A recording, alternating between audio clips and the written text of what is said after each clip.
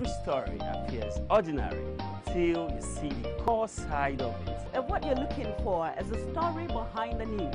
We bring it to you from Lagos, the commercial capital of Nigeria. Giving you all sides and political stories round the clock. Every detail from the start line to the final whistle. CoreTV News, expanding your view.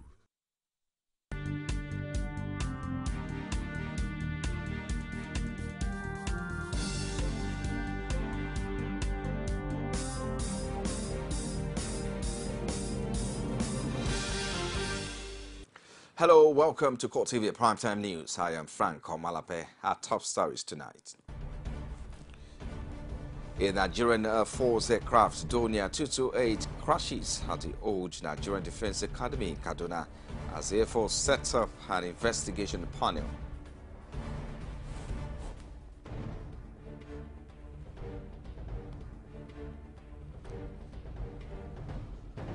Also in this package, security operatives says they have uncovered a plot by Boko Haram to bomb the Nnamdi Azikiwe International Airport, Abuja.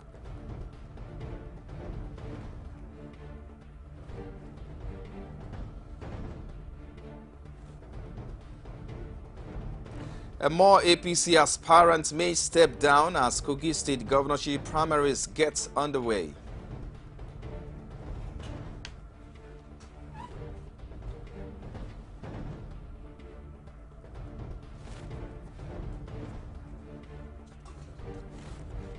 Outside Nigeria, Egyptian court on Saturday sentenced a three Al Jazeera journalists to 3 years imprisonment after a lengthy retrial.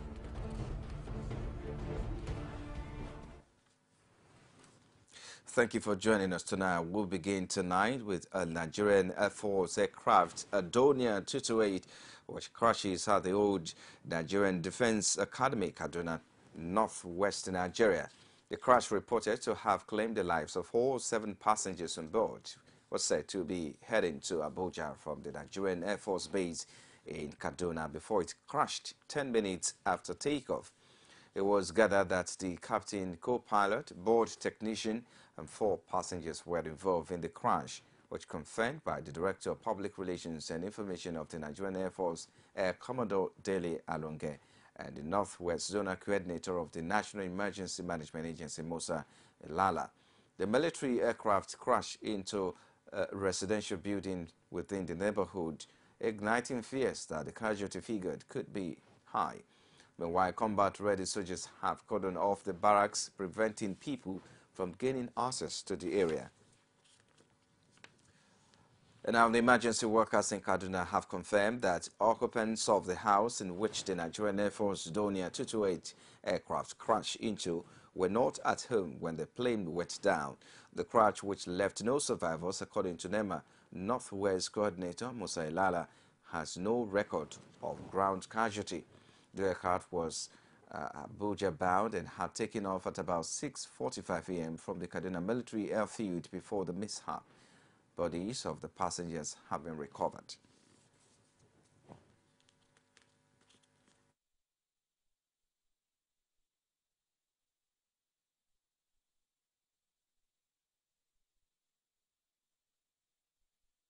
This morning, we received a report that there was a helicopter crash at the NDA, the old NDA. And so what I did was to be able to reach out to all our stakeholders, the Red Cross, the Civil Defense, the Kaduna State Fire Service, among others. And they have been able to come, and they were engaged in rescuing the victims. Well, according to reports we have, it was an Air Force helicopter on its way to Abuja, and it crash landed into the NDA. And we understand there were 4 crew members, and there are other 3 passengers on board. The happiest thing is that there were no casualties from the public, from the houses that are nearing the site of the incident. Dead bodies have been moved to the Air Force Base Hospital, where they can arrange for a mass burial, because most of the bodies were in pieces. Meanwhile, the Chief of Air Staff, Marshal Sadiq Abubakar, has set up a panel to investigate circumstances surrounding the crash of Nigerian Air Force Donia 228 aircraft. This is contained in a statement issued in Abuja on Saturday by the Director of Public Relations and Information, NAF Headquarters, Air Commodore Dele Alonge. According to the statement, the panel is headed by an Air Vice Marshal. The statement said the Chief of Air Staff has aborted his official trip to Port Harcourt and will visit the crash site and families of some of the deceased personnel. According to the statement, the aircraft crashed into house at Ribadu Cantonment, Kaduna on Saturday, killing all passengers. The Air Force Chief was accompanied by the Air Officer Commanding Training Command Air Vice Marshal Ali Kali Mamu. And our security operatives say they have uncovered a plot by Boko Haram to bomb the Nnamdi Azikiwe International Airport, Abuja. The Department of State Services has consequently stepped up security at all airports across the country. DSS said in a statement that its operatives arrested a 14-year-old boy from Kogi State, Sulaiman Abdulrahman, also known as Sunday Ajayi, while monitoring travelers' movement, including passengers, screening and boarding procedures at the airport. It added that Abdurrahman confessed that they infiltrated the airport with the assistance of one Dawda Sadiq, who is presently at large. DSS explained that the suspect revealed that Sadiq directed him to spy on the installation and pass to him information in respect of travelers' movement and other processes at the airport. This, according to the agency, has made it step up cooperation with the Aviation Security Department to forestall any possible attack and to ensure adequate security at the airport. And now the Defense Headquarters has denied a report credited to an official of Amnesty International that military personnel are involved in gross violation of human rights and torture in the Northeast. Defense spokesman Colonel Rabi Abubakar said in a statement that the present military leadership had never been found wanting in its war against terrorism. The Defense Headquarters assured the citizenry of the state of safety of their lives and property and urged them to report any case of security breach to the security agencies for prompt action. Away from there now, in anticipation of Nigeria's president 100 days in office, a senior special assistant to the president of media and publicity, Garba Shehu, has called President Muhammad Buhari of presiding high, saying his activities in his first 3 months standing in that order performances lies in the hands of over 170 million Nigeria who voted him at the March 28th presidential poll. According to the presidential spokesman, President Muhammad Buhari, despite inheriting enormous challenges created by the last administration, did not let that deter him from taking measures to fight in the rot in the system and making security of lives and property his priority. Citing the president and vice president move to cut their salaries and further reducing the cost of governance, Shehu said it was a clear sign that the current administration meant business and will stop at nothing to see it through the end. Garba further stressed that the reforms in the different sector of the economy, especially in the power sector, shows how much the body language of a president that means well can reshape things. As Senate leader Lindume has confirmed meeting with national leader of the All Progressives Congress, Bola Tinubu, but said it had nothing to do with the crisis in the upper legislative chamber. Ndume noted that it was a routine visit to a friend and political mentor. He also spoke on his recent visit to President Muhammad Buhari. You're still watching CoreTV Primetime News. We take a break now. Be back in a moment with more stories. Stay with us.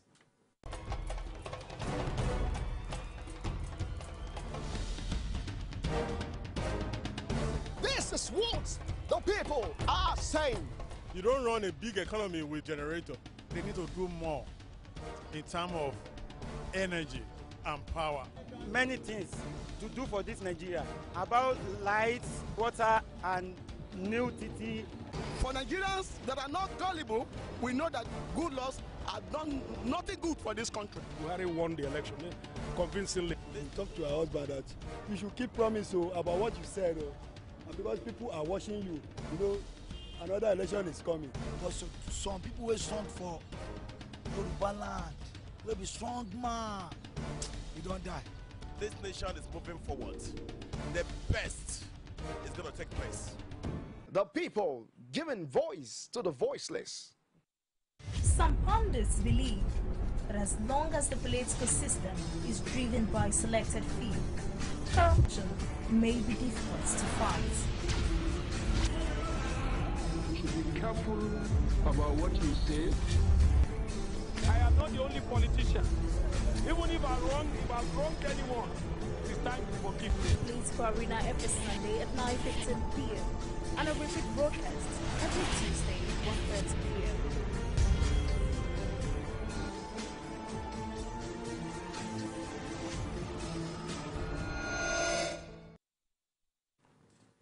You have been watching CoreTV Primetime News. If it's just joined us, here is a reminder of our top stories. A Nigerian Air Force aircraft Donia 228 crashes at the old Nigeria Defense Academy in Kaduna as the Air Force set up an investigation panel.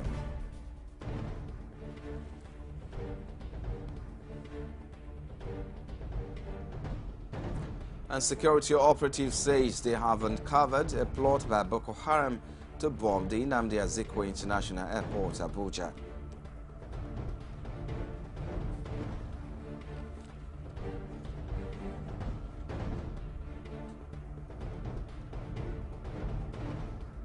And more APC aspirants may step down as Kogi State governorship primaries gets underway.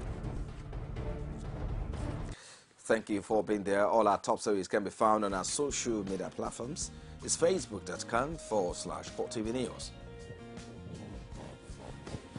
You can also follow at CoreTV News NG. For live streaming, log on to youtube.com/CoreTV, leave a space, then news. And now President Muhammadu Buhari's recent appointment into his cabinet has also started generating divergent reactions among legal practitioners. Many have accused Buhari of not sticking to federal character in his appointment, while others say he has the prerogative power to appoint anyone. CoreTV News' Basil Okafo sampled the opinions of some of the lawyers who attended the just concluded General Conference of the Nigerian Bar Association in Abuja. His report is presented from our studios. Almost as soon as the latest appointments by President Buhari were announced, there were expressions of shock from individuals and groups for several reasons. Lawyers are also not left out of the public debate. For Tessie Obukwe, the appointment so far made by the president shows that he is not considering federal character. But Abraham Akpe disagrees. He insists that President Buhari has not done anything wrong. In my native adage, they said, what you have in your hand, you don't need a mirror to look at it. It's obvious. He's tilting towards his north. The federal character says that you can, when you are appointing, when there's appointment, you need to cover the field. There's what we call doctrine of covering the field in law. He is not applying that doctrine. That's my opinion. He is tilting towards the north. There are certain appointments which the president must refer to the Senate for confirmation. And there are certain appointments which the president has the prerogative to make it alone, without reference to anybody, not even the political party from where he got elected. So the president or the secretary to government of the federation doesn't need to be sent to anybody. And the president and the chief of staff to the president is an appointment that the president does not need anybody's approval or confirmation or ratification. There are others who are confident that the president would consider other geopolitical zones, especially on his ministerial appointments. They asked Nigerians to have faith in Buhari's administration, while noting that what matters most is delivering on electoral promises and not who he appoints into office. They should understand that we are in a democratic setting. If we look at the line of voting, the people that voted for the president the most are the northerners. So naturally, it's a matter of sowing and reaping. All the other tribes will get positions. But first of all, he has to give preference to the people that voted for him the most. So it's just natural. They will get their own bit, you understand? But, and don't forget that the North is about half of the country. So I don't know what we're talking about. The president has not even made the widest appointments because the executive has not come into power. The executive arm of the government has not come into office. So anybody saying he has made appointments, to tilt it towards one zone or the other, it's being hasty in judgment. You understand? Because if you appoint a commission chairman, an agency chairman, these are one or two appointments.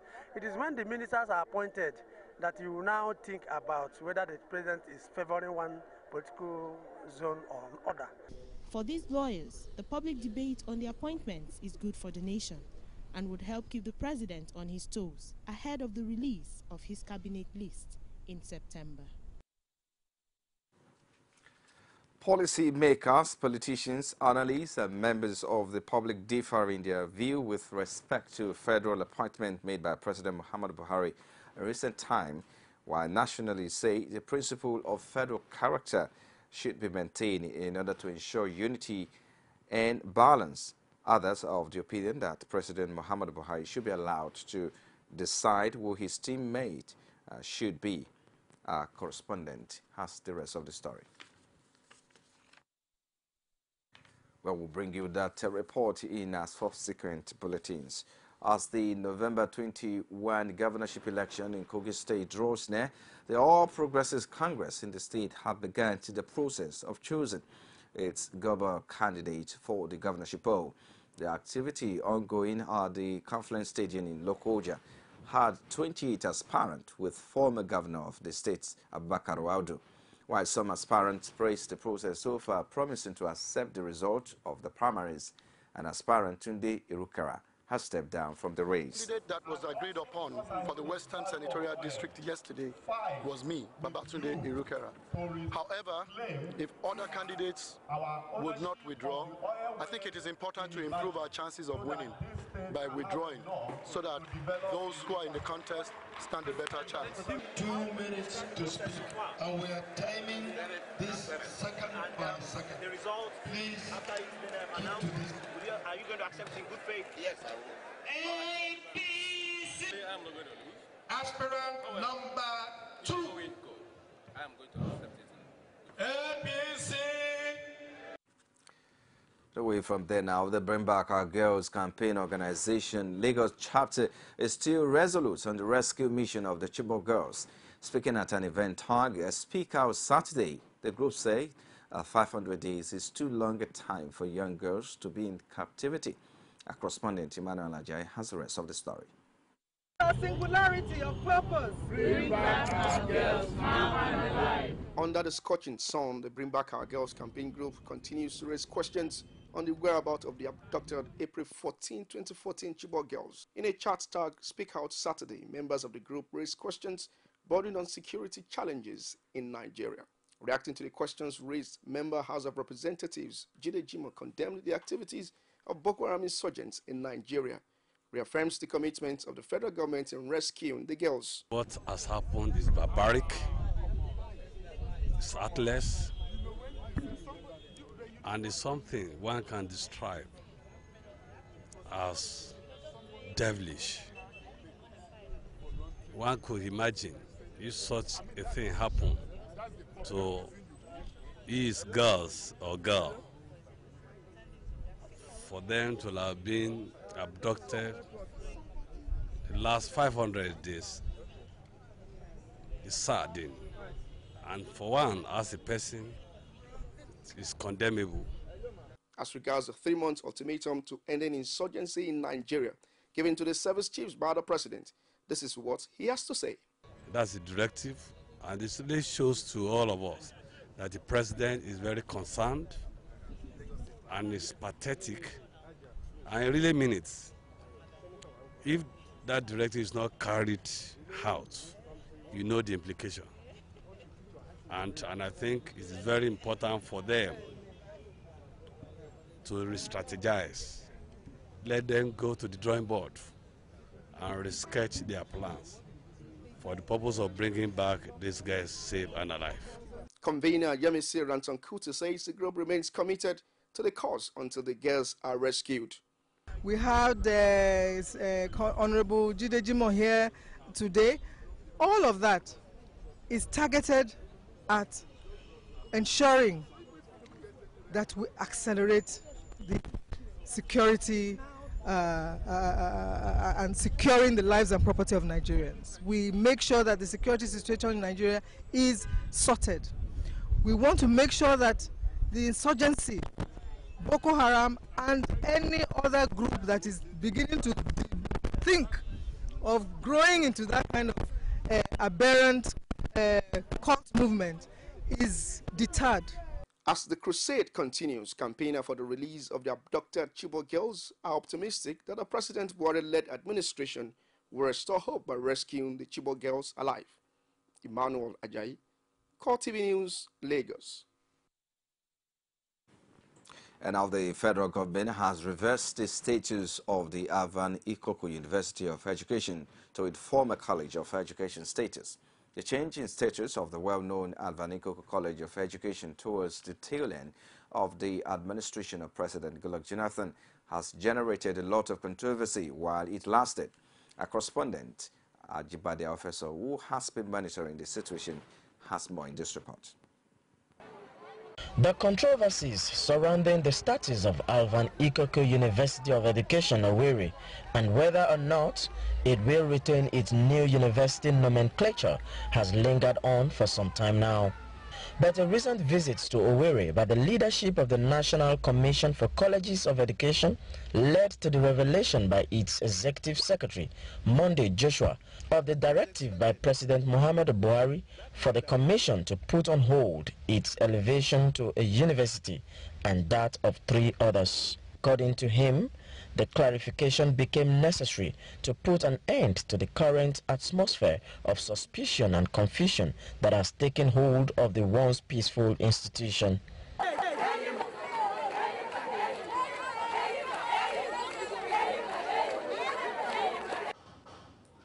But one thing is certain, the President of the nation has spoken. Whether the school is called a college or university, it belongs to the federal government. And the same federal government that converted the college to the university has said that that conversion should be put on hold. And that's why we have come, so that we give this clarification. Let it be mentioned in clear terms that the institution here in Owerri, as of this moment, is called Alvan Ikoku College of Education. And the chief executive of that institution is the provost. Other institutions affected by the decision, according to the Executive Secretary, are Adeyemi College of Education, Ondo, Federal College of Education, Kano, and Federal College of Education, Zaria. Ajibade Awofeso, CoreTV News, Owerri. And now the new business school focus on macro, small and medium enterprise debuted in Owerri, the Imo State capital, with the aim of empowering young and talented Nigerian youth and the development of acting small business framework. Here again is Ajibade Officer's reports. The president, while speaking in a press briefing in Owerri, says the idea is to sanitize the streets of so many Nigerian youths and get them trained in various to help them kickstart their own business. We believe that it's time to forge a concerted and structured development template and plan for Nollywood industry. As conceived, we plan to commence our academic programs with the Faculty of Performing Arts with a variety of disciplines, that is, theater, makeup artistry, directing, cinematography, dance, music, etc., by opening the window for entrepreneurs to key into the Nollywood phenomenon. Ndukwe also states that in spite of providing hope for talented Nigerians, the program is also geared at giving room for investor partnership as the place promises to attract lots of tourists. Therefore, in our 100,000 square meters of palm plantation is fully cultivated palm plantation. We have planned an integrated scheme whereby the whole property is mapped out in plots of land and sold out to the general public to build residential houses, commercial developments, hostels, and other facilities for the film industry and educational purposes. While calling on the general public to join them in building a sustainable structure, the president also highlights other areas of focus the structure intends to put on ground includes international film studios, among others. Ajibade Awofeso, CoreTV News, Owerri. Let's move away from there now. Stress, anxiety, and depression are common occurrences that one witnesses in daily life activities. Negative impact shows when we care less about our health, and as the saying goes, health is wealth. In this view, the Gift Foundation, in collaboration with Lagos State University Teaching Hospital, organizes free medical treatment for residents in Agege local government area and its environs. We know that's how the economy is now. Many people are suffering, nobody cares, they're not getting what they should get from the government, and we felt we have a little thing we can offer to them just to extend our love to them. That's just the idea. Most of these people don't really go to the hospital to check up themselves, medical checkup, or know what's happening. So we just want to do it. It's a voluntary thing to do and diagnose, then treat if possible. Okay, the test I run, the name of the test I run is PSA, in full, prostate specific antigen. That's prostate mainly for men, because it's men that have the prostate gland, which is an accessory organ for their sexual reproduction. That is sexual reproduction in men. Now, the first set of Lagos State pilgrims to this year's Hajj exercise have arrived Medina. 540 pilgrims departed the Murtala Mohammed International Airport, Ikeja, in Boeing 767 aircraft belonging to Medview Airline. Before their departure, the State Amir Hajj Abdul Hakim Abdul Latif enjoined them to be good ambassador of the nation while in Holy Land. He also urged them to pray for peace in Nigeria. According to Abdul Latif, Hajj exercise is the last of 5 pillars of Islam, which provides opportunity for Muslims to undergo the spiritual rebirth in order to have stronger faith in oneness of Allah. The Lagos Amir Hajj assured the pilgrims that state government have made adequate preparations for hitch-free Hajj exercise, which includes welfare while in the Holy Land. On his part, the head of the official carrier for the state, Alhaji Munir Bankole, promised strict compliance with the airlift of the pilgrims. He, however, warned the pilgrims against being in possession of substance that could cause embarrassment to the state and the nation at large. You're still watching CoreTV Primetime News. We take a break now. We'll be back with more stories outside Nigeria. Stay with us. Is it crazy or autocracy? Or what type of crazy is that? Except crazy. News making the headlines. Black Maria is to carry criminals, trading looters that are in government today. Sometimes it gets confrontational. Slap you in the face. Excuse me, don't put words into my mouth. Whatever it is that will bring our military to disrepute, I said to hell. On Core Digest, I want to know why I should be believing them. Every weekday, we'll bring all of these together and take them to the court of public opinion. Everybody have the right in Nigeria, where you are the judge.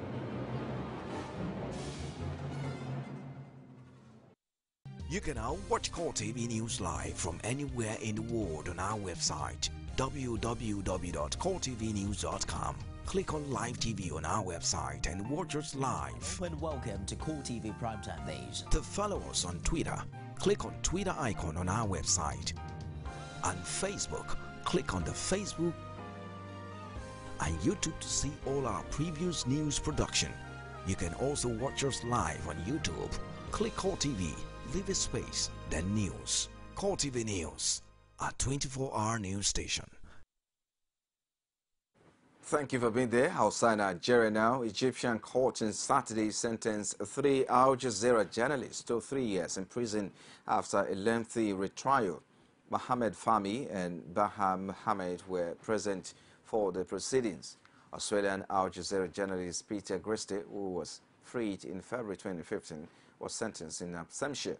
The journalists were charged with aiding a terrorist organization, a reference to the Muslim Brotherhood, which was outlawed in Egypt after the army overthrew President Mohamed Morsi amid mass protests against his rule in 2014. The journalists have said they were just doing their jobs, covering all sides of the stories in Egypt. Al Jazeera Media Network Acting Director General Mustafa Sawak condemned the verdict, saying it defies logic and unfair trial process. All three were convicted last year on charges that included conspiring with the Brotherhood, spreading false news and endangering national security, but they have maintained their innocence. You've been watching the CoreTV Primetime News. Just before we go tonight, a major recap of our headlines. We told you that a Nigerian Air Force aircraft, Donia 228, crashes at the old Nigerian Defense Academy in Kaduna as the Air Force set up an investigation panel.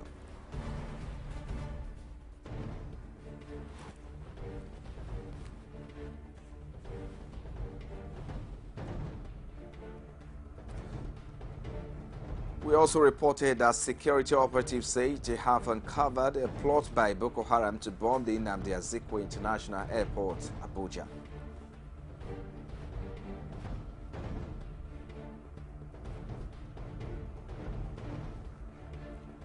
We also reported that more APC aspirants may step down as Kogi State governorship primaries get underway.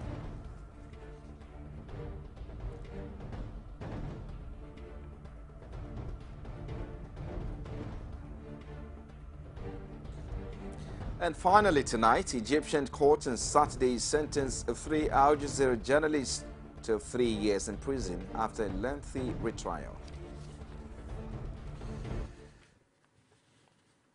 Thank you tonight. I'm Frank Omalape on behalf of the entire news crew. Have a good night rest.